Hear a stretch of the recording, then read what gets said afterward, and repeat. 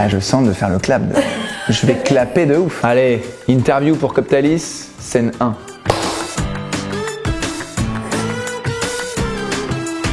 Je me lève le matin, 10h. Je fais de mon mieux. Normalement, c'est avant.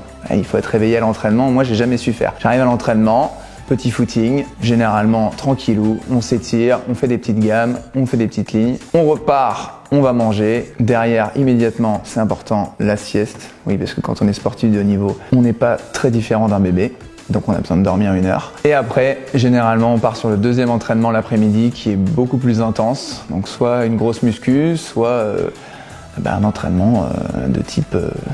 on envoie la purée les gars. Derrière, dès qu'on a fini, généralement, on part sur les soins. Ça peut être cryothérapie, ça peut être le massage, ça peut être l'ostéo. Ça dépend du contenu de l'entraînement. On mange et petit Netflix. Voilà, je parle pas de bière aujourd'hui. Donc on se calme très vite les copains. Et puis, extinction des feux quoi.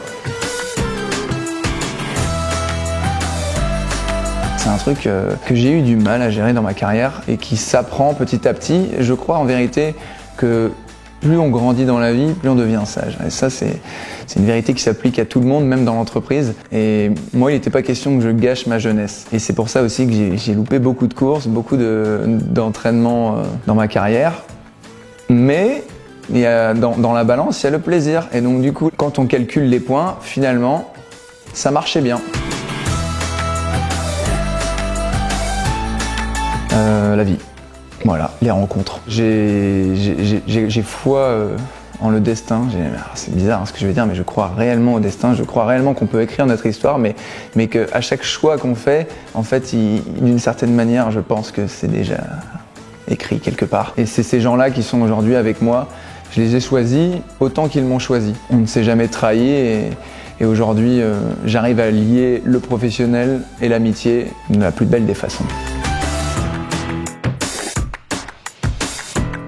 Le principal défaut du sport en France, c'est tout simplement la précarité du sport de haut niveau. Il y a beaucoup trop de sportifs de haut niveau qui charbonnent pour gagner une misère et ça c'est une honte. Donc je lutterai contre ça, j'irai chercher les entreprises, des passionnés parce que je pense que c'est comme ça que ça fonctionne. Je suis persuadé qu'il y a des passerelles à faire avec les entreprises. Mais le problème vient d'ailleurs. La source du problème, c'est la culture sportive qu'on n'a pas assez en France. Le sport à l'école est une catastrophe, voilà. Donc il faudrait s'appuyer sur des modèles comme l'Allemagne, comme la Suède, comme les États-Unis, où très jeunes en fait, on pense sport, on respire sport, et c'est pas pour ça que les élèves d'ailleurs ne sont pas des génies dans d'autres domaines. Ça n'empêche rien, les deux sont compatibles.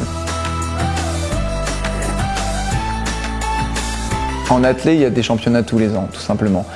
Donc championnat du monde, championnat d'Europe, puis là, il y a une certitude, c'est Paris 2024.